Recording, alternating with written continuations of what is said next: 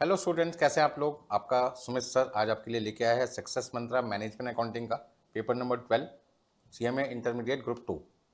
इस सक्सेस मंत्रा में सबसे पहले मैं आपको बताना चाहूँगा कि क्वेश्चन वाइज इंपॉर्टेंट चैप्टर्स आपके लिए कौन से हैं, क्योंकि जब आप 18 जून 2026 को जून महीने के अंदर सीएमए इंटर का मैनेजमेंट अकाउंटिंग का पेपर देने जाएंगे तो सबसे पहले क्वेश्चन पेपर जब आपको मिलेगा तो उस क्वेश्चन पेपर में दो सेक्शन होंगे, सेक्शन ए और सेक्शन बी।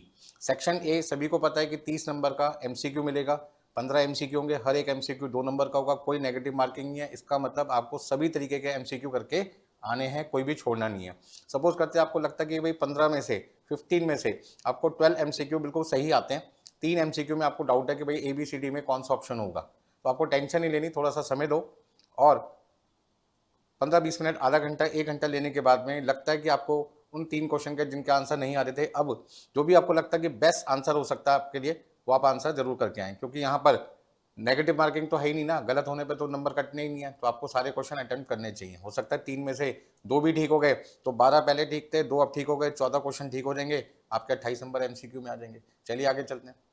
सेक्शन बी जो आपके पास एग्जाम में आएगा, वहां पर क्वेश्चन 2 से लेकर क्वेश्चन नंबर 8 तक आपके 7 क्वेश्चन है, कोई भी 5 क्वेश्चन करने होंगे, जिनको अभी मैं डिटेल में बताऊंगा कौन से 5 क्वेश्चन करने हैं, कौन से 2 आपको छोड़ने हैं। बट उससे पहले इंस्टीट्यूट ने मैनेजमेंट अकाउंटिंग का जो सिलेबस 100 मार्क्स में आपके लिए बनाया है वो क्या है। तो हमने यहाँ पे देखा कि इंस्टीट्यूट ने जो आपका सिलेबस बनाया उसको 10 मॉड्यूल्स में उन्होंने डिवाइड कर दिया होल सिलेबस को। पहला मॉड्यूल आपके पास में है इंट्रोडक्शन टू मैनेजमेंट अकाउंटिंग, दूसरा मॉड्यूल आपके पास में है एक्टिविटी बेस्ड कॉस्टिंग, थर्ड आपके पास है मार्जिनल कॉस्टिंग, फोर्थ आपके पास है applications of marginal costing in short term decision making, fifth transfer pricing, six आपके पास है standard costing, seventh budgetary control, आपका एट्थ है डिविजनल परफॉर्मेंस मेजरमेंट, फिर आपके पास में 9th रिस्पॉन्सिबिलिटी अकाउंटिंग और 10th आपके पास में है डिसीजन थ्योरी। इस तरीके से आपके कितने मॉड्यूल हो गए, 10 मॉड्यूल मैनेजमेंट अकाउंटिंग का फुल सिलेबस यहाँ पे आपका कवर हो जाएगा। अब पॉइंट यहाँ पर यह है कि सर हमें जो 10 मॉड्यूल है उनकी तैयारी कैसे करनी है, कौन से इसमें मॉड्यूल थ्योरी के हैं, कौन से प्रैक्टिकल के, क्या आप हमें डिटेल में बता सकते हैं, क्या आप एबीसी एनालिसिस करके बता सकते हैं। बिल्कुल, आज ही एनालिसिस ये सारे जो पॉइंट्स आपके हैं कि सर कौन सा चैप्टर इंपॉर्टेंट है बहुत ज़्यादा, कौन सा कम इंपॉर्टेंट है, किसकी तैयारी 3 बार करनी है, किसकी तैयारी 2 बार करनी है, किसकी 1 बार करनी है, ये सारी चीज़ों के जवाब आपको इस एनालिसिस से मिलने वाले हैं। चलिए आगे चलते हैं। सबसे पहले जब आप एग्जाम में जाएंगे तो सेक्शन ए में जैसे मैंने आपको बताया था कि भाई 30 नंबर का एमसीक्यू होगा, 15 एमसीक्यू होंगे, हर एक एमसीक्यू 2 नंबर का, सारे एमसीक्यू आपको करने हैं, कोई छोड़ना नहीं है। ठीक है जी, क्योंकि यहाँ कोई नेगेटिव मार्किंग नहीं है। लेकिन जब आप सेक्शन बी पे जाएंगे वहाँ पर आपके सामने 7 क्वेश्चन होंगे और आपको कोई भी 5 क्वेश्चन करने हैं, इसका मतलब 5 क्वेश्चन करने हैं तो 2 छोड़ने भी है। तो आपको यहाँ पर डिसीजन मेकिंग करनी है कि कौन से 2 क्वेश्चन मुझे छोड़ने हैं। तो ये डिपेंड करता है कि आप जब एग्जाम में जा रहे हैं तो जाने से पहले जो आपके पास अभी रिमेनिंग 70 डेज का टाइम है अप्रॉक्सीमेटली, आप उसे किस तरीके से यूटिलाइज करते हैं, उसके हिसाब से आप डिसीजन मेकिंग कर सकते हैं कि कौन से 5 क्वेश्चन आप कर पाएंगे, कौन से 2 क्वेश्चन आपको छोड़ने हैं। तो यहाँ पर हमने देखा क्वेश्चन जो 2A 2B है उसके अंदर एक आपका थ्योरी आता है, एक प्रैक्टिकल, 3A 3B दोनों प्रैक्टिकल है, 4A 4B दोनों प्रैक्टिकल है, 5A 5B दोनों प्रैक्टिकल है, 6A 6B दोनों प्रैक्टिकल है, 7A 7B में ज़्यादातर दोनों प्रैक्टिकल आते हैं, लेकिन एक अटेम्प्ट ऐसा भी था जहाँ पे जो 7B है वो थ्योरी आ गया था। 8A प्रैक्टिकल, 8B थ्योरी, इसका ना क्वेश्चन 2 और क्वेश्चन नंबर जो 8 है उसका पैटर्न तो फिक्स है, एक प्रैक्टिकल एक थ्योरी। लेकिन जो क्वेश्चन 7 है उसमें ज़्यादातर दोनों प्रैक्टिकल आते हैं, लेकिन एक अटेम्प्ट में थ्योरी आ गया था। अच्छा, क्वेश्चन 3 4 5 6 की बात करें तो आपके ये चारों के चारों जो क्वेश्चन हैं इसमें प्रैक्टिकल आते हैं। तो यदि कोई स्टूडेंट ज़्यादा प्रैक्टिकल करना चाहता है, अब वो कहता है जी मैं थ्योरी नहीं करना चाहता, तो क्वेश्चन 3 4 5 6 7 ये 5 उनके लिए क्वेश्चन हैं जिसमें आप मैक्सिमम प्रैक्टिकल करेंगे मैनेजमेंट अकाउंटिंग का, आपको थ्योरी लगभग करने की जरूरत ही नहीं पड़ेगी।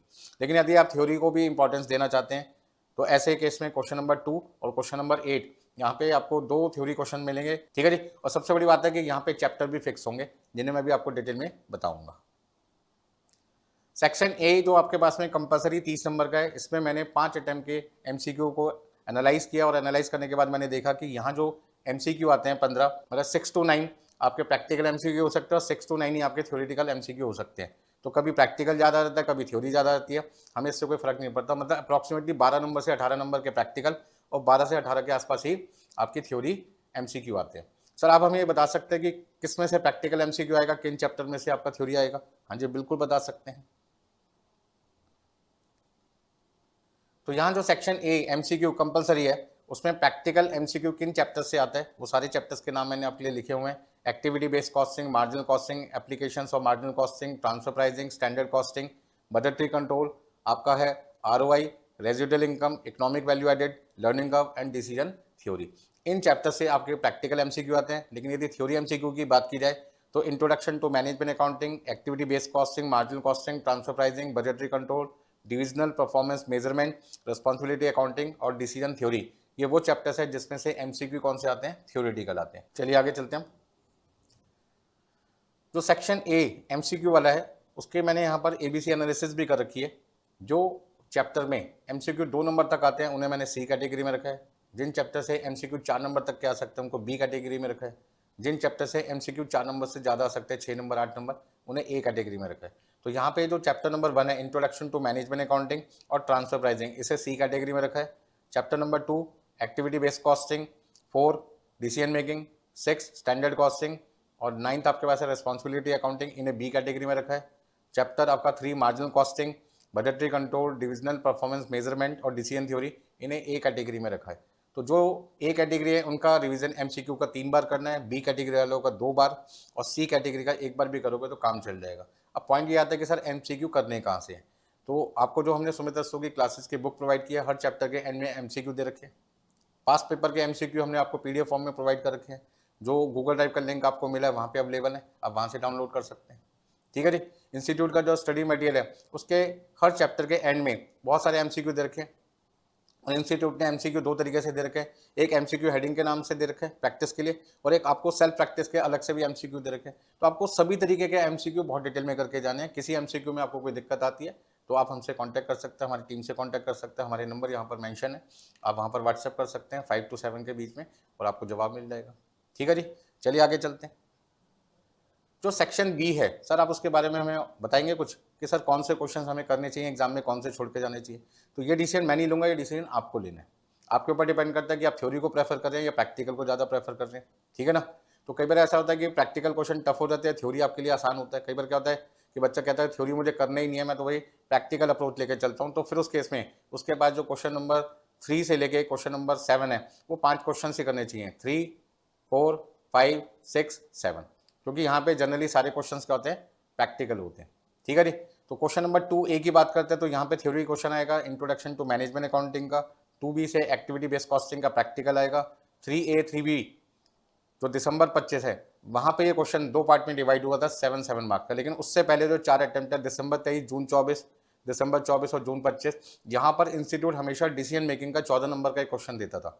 लेकिन दिसंबर 25 ऑनवर्ड से हमें ऐसा लग रहा है कि अब क्वेश्चन नंबर जो 3 है वो 14 नंबर का ना होकर 3A 3B 2 पार्ट में डिवाइड होगा। ऐसा क्यों? क्योंकि जब 14 नंबर का कोई क्वेश्चन आता है तो उसका साइज बड़ा हो जाता है। इंस्टीट्यूट बच्चे को डिटेल इंफॉर्मेशन देना चाहता था डिसीजन मेकिंग की, भाई आपको वास्ट क्वेश्चन मिले, बड़े क्वेश्चन मिले, बट बच्चा ऐसे क्वेश्चन को हाथ ही नहीं लगा रहा था। तो आंसर शीट को जब इंस्टीट्यूट ने एनालाइज किया वहाँ पे क्या देखा कि ज़्यादातर बच्चा क्वेश्चन नंबर 3 को छोड़ के आ रहा था। तो ऐसे में इंस्टीट्यूट को क्या लगा कि यार बच्चा डिसीजन मेकिंग के चैप्टर को करके ही नहीं जा रहा। तो उन्होंने क्या किया कि उस डिसीजन मेकिंग को यहाँ पर 7 नंबर में दे दिया और बाकी 7 नंबर का एक क्वेश्चन ट्रांसफर प्राइसिंग का दे दिया, जो अभी तक पिछले कई अटेम्प्ट में पूछा ही नहीं गया था। तो इंस्टीट्यूट में बच्चों को क्या लगा कि यार इस ट्रांसफर प्राइस बेकार में बनाया गया, इसकी तो कोई इंपॉर्टेंस ही नहीं है, करके जाने की जरूरत ही नहीं है। तो अब इन्होंने एक सही कदम उठाया इंस्टीट्यूट ने दिसंबर 25 ऑनवर्ड से, क्या कि जो थर्ड क्वेश्चन 14 नंबर का था उसे 2 पार्ट में डिवाइड कर दिया, 7 नंबर का डिसीजन मेकिंग और 7 नंबर का ट्रांसफर प्राइसिंग। इससे फायदा क्या हुआ कि बच्चा अब इस क्वेश्चन को आसानी से अटेम्प्ट कर पाएगा, क्योंकि ट्रांसफर प्राइसिंग बिल्कुल सिंपल होता है और डिसीजन मेकिंग का 7 नंबर का क्वेश्चन छोटा ही रहेगा। फोर्थ क्वेश्चन में यदि बात करें तो पहला पार्ट आएगा मार्जिनल कॉस्टिंग का, दूसरा पार्ट आएगा डिसीजन मेकिंग का, जो फिक्स पैटर्न है। अच्छा, जो क्वेश्चन नंबर 5 है ये पिछले दिसंबर 23 से जून 25 के जो 4 अटेम्प्ट थे, यहाँ पे हर बार 14 नंबर का क्वेश्चन आता था, ज़्यादातर बजटरी कंट्रोल से, कई बार स्टैंडर्ड कॉस्टिंग से भी पूछते थे। इस प्रॉब्लम का भी समाधान उन्होंने निकाल दिया। उन्होंने कहा जी क्वेश्चन नंबर जो 5 है वो स्टैंडर्ड कॉस्टिंग के नाम पे कर दो, 14 नंबर का 7-7 नंबर के 2 क्वेश्चन दे दो। और क्वेश्चन नंबर जो 6 है जिसमें एक पार्ट स्टैंडर्ड का एक बजट का होता था, दिसंबर 25 से इन्होंने क्या किया, दोनों पार्ट बजटरी कंट्रोल के कर दिए। इसका मतलब क्वेश्चन नंबर 5 स्टैंडर्ड कॉस्टिंग के नाम पे हो गया 7-7 नंबर के 2 क्वेश्चन, और क्वेश्चन नंबर 6 बजटरी कंट्रोल के नाम पे हो गया 7-7 नंबर के 2 क्वेश्चन। 7A पे आ जाओ तो डिविजनल परफॉर्मेंस मेजरमेंट के अंदर नॉर्मली 5 यूनिट आती है। एक आ गया, हाँ जी, एक आपके पास आ जाएगा इकोनॉमिक वैल्यू एडेड, दूसरा आपके पास है RI रेजिडुअल इनकम जिसको कहते हैं, फिर ROI, फिर आपके पास है लर्निंग कर्व और आपके पास है बैलेंस स्कोर कार्ड। इस तरीके से मेनली ये 5 यूनिट रहती हैं जिनमें से कोई ना कोई क्वेश्चन आपका पूछते हैं। तो नॉर्मली जो 7A है उसमें इकोनॉमिक वैल्यू एडेड का प्रैक्टिकल क्वेश्चन पूछते हैं और 7B में लर्निंग कर्व का प्रैक्टिकल क्वेश्चन पूछते हैं। लेकिन जून 25 अटेम्प्ट में इन्होंने इस सिस्टम को चेंज किया। ईवीए की जगह उन्होंने आरवाई का एक क्वेश्चन दे दिया और लर्निंग कर्व की जगह, प्रैक्टिकल की जगह उन्होंने बैलेंस स्कोर कार्ड का एक थ्योरेटिकल क्वेश्चन दे दिया। ठीक है, लेकिन दिसंबर 25 में वापस पुराना पैटर्न ही उन्होंने अपनाया। 8A में हमेशा डीसीएन थ्योरी का प्रैक्टिकल क्वेश्चन आता है और 8B में रिस्पॉन्सिबिलिटी अकाउंटिंग का थ्योरी क्वेश्चन आता है। तो इस तरीके से जो 5 अटेम्प्ट की मैंने एनालिसिस की, उसमें मैं आपको ये समझाने की कोशिश कर रहा हूँ कि क्वेश्चन नंबर 3 और क्वेश्चन नंबर जो 5 है, जो पहले 14-14 नंबर का एक सिंगल क्वेश्चन आता था, अब उन्हें 2 पार्ट में डिवाइड कर दिया। 3A में एप्लीकेशन ऑफ मार्जिनल कॉस्टिंग मतलब डिसीजन मेकिंग का क्वेश्चन डाल दिया और ट्रांसफर प्राइस का क्वेश्चन डाल दिया। क्वेश्चन नंबर 5 पूरा 14 नंबर स्टैंडर्ड कॉस्टिंग के साथ साथ 2 क्वेश्चन हो गए और बजटरी कंट्रोल भी 14 नंबर का हो गया, साथ साथ के 2 क्वेश्चन। तो मैं ये कह सकता हूँ कि आपके बाकी चैप्टर तो 7-7 नंबर के रहते हैं नॉर्मली, लेकिन यहाँ पर हम बात करते हैं डिसीजन मेकिंग की। तो डिसीजन मेकिंग जो चैप्टर है वो 14 नंबर का है, 7-7 नंबर के 2 क्वेश्चन आएंगे, एक 7 नंबर का 3A में और एक 7 नंबर का 4B में। फिर स्टैंडर्ड कॉस्टिंग के 7-7 नंबर के 2 क्वेश्चन क्वेश्चन नंबर 5 में आएंगे, 5A 5B। फिर बजटरी कंट्रोल के 7-7 नंबर के 2 क्वेश्चन 6A 6B में आएगा। फिर डिविजनल परफॉर्मेंस मेजरमेंट में इसमें भी 2 क्वेश्चन 7-7 नंबर के आएंगे, एक इकोनॉमिक वैल्यू एडेड का और एक आपका लर्निंग कर्व का, जनरली प्रैक्टिकल क्वेश्चन पूछते हैं। तो 4 ऐसे चैप्टर हो गए जो 14-14 नंबर के, बाकी सारे चैप्टर आपके 7-7 नंबर के। ठीक है जी, तो इस एनालिसिस को और आगे समझ लेते हैं शॉर्ट में।